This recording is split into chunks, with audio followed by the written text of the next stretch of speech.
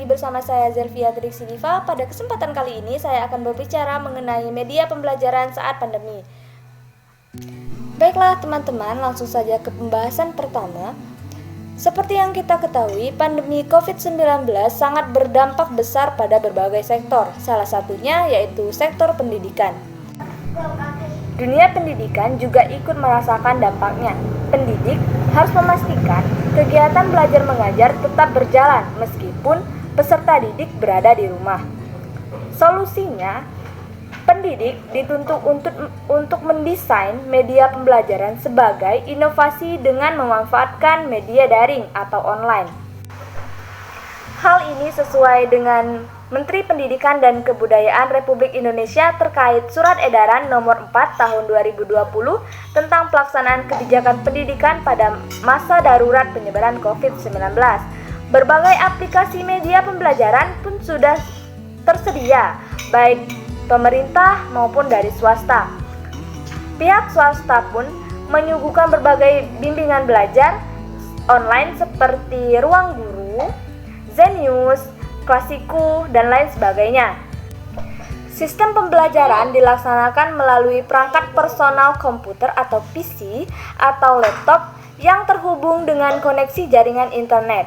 Pendidik dapat melakukan pembelajaran bersama di waktu yang sama menggunakan media sosial seperti WhatsApp, Telegram, Instagram, aplikasi Zoom, ataupun media lainnya sebagai media pembelajaran. Dengan demikian, pendidik dapat memastikan peserta didik mengikuti pembelajaran dalam waktu yang bersamaan meskipun di tempat yang berbeda. Pendidik pun dapat memberikan tugas terukur sesuai dengan tujuan materi yang disampaikan kepada peserta didik. Salah satu bahasan yang akan kita bahas pada kesempatan kali ini yaitu mengenai salah satu aplikasi pembelajaran, yaitu aplikasi Zoom. Aplikasi Zoom didirikan oleh insinyur dan mantan eksekutif perusahaan Cisco Webex, Eric Yuan, pada tahun 2011 dan meluncurkan layanan perangkat lunak sejak tahun 2013. Pendapatan aplikasi Zoom yang terus meningkat bersamaan dengan peningkatan jumlah pengguna menjadikan perusahaan ini mencapai status perusahaan unicorn pada tahun 2017 dengan valuasi mencapai 1 miliar. Pada tahun 2019, Zoom menjadi perusahaan terbuka dan terdaftar di Nasdaq sejak awal 2020. Penggunaan layanan Zoom terus meningkat sejak pandemi coronavirus baru merabak di dunia, menjadikan banyak pengguna menggunakan aplikasi ini sebagai layanan bertatap muka secara daring. Adanya pandemi diikuti dengan peningkatan unduhan aplikasi video percakapan secara global. Ada 7 bahaya dari aplikasi Zoom. Yang pertama, aplikasi Zoom bebas mengakses webcam pengguna. Maksudnya, salah satu bahaya aplikasi Zoom yang diklaim paling awal adalah mengenai akses terhadap webcam pengguna. Konon, hal ini dikarenakan aplikasi Zoom menginstal server rahasia ke dalam laptop pengguna. Bahkan, meskipun aplikasinya sudah di-uninstall atau sudah dihapus, namun server rahasia tersebut tidak ikut terhapus. Yang kedua, kirim data pribadi ke Facebook. Maksudnya di sini, bahan lainnya dari aplikasi Zoom adalah mengenai keamanan data pribadi. Seperti yang dikutip Warta Ekonomi, aplikasi Zoom diketahui mengirimkan data pribadi ke Facebook tanpa sepengetahuan penggunanya. Yang ketiga, aplikasi Zoom bisa lacak pengguna.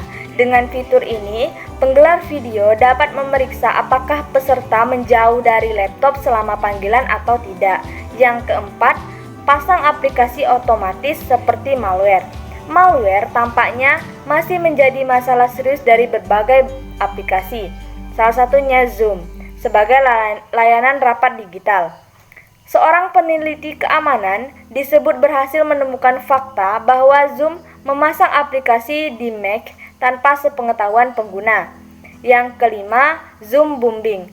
Zoom bombing menjadi bahaya terbaru aplikasi Zoom yang tengah ramai diperbincangkan. Gangguan ini merupakan bentuk serangan dari hacker yang membajak konversi video yang sedang berjalan. Yang keenam, membuat layar HP bergerak sendiri.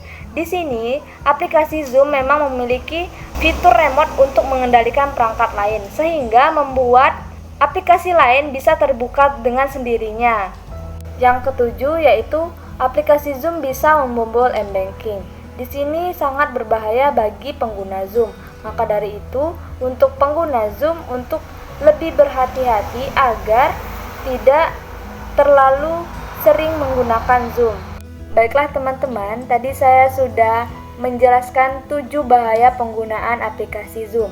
Di sini saya akan berbagi tips untuk menjaga keamanan konversi daring di Zoom. Yang pertama, gunakan ID rapat dan kata sandi yang unik. Maksudnya, jika Anda mengadakan rapat untuk beberapa orang, sebaiknya gunakan ID rapat biasa dan gunakan kata sandi yang terpisah. Untuk melakukannya dengan cara membuka Zoom versi web. Yang kedua, ruang tunggu virtual. Fitur ini memungkinkan penyelenggaraan rapat memeriksa seluruh peserta sebelum mereka bisa mendapatkan akses. Ibaratnya, penyelenggaraan rapat berperan sebagai penjaga keamanan. Yang ketiga, aktifkan fitur look meeting.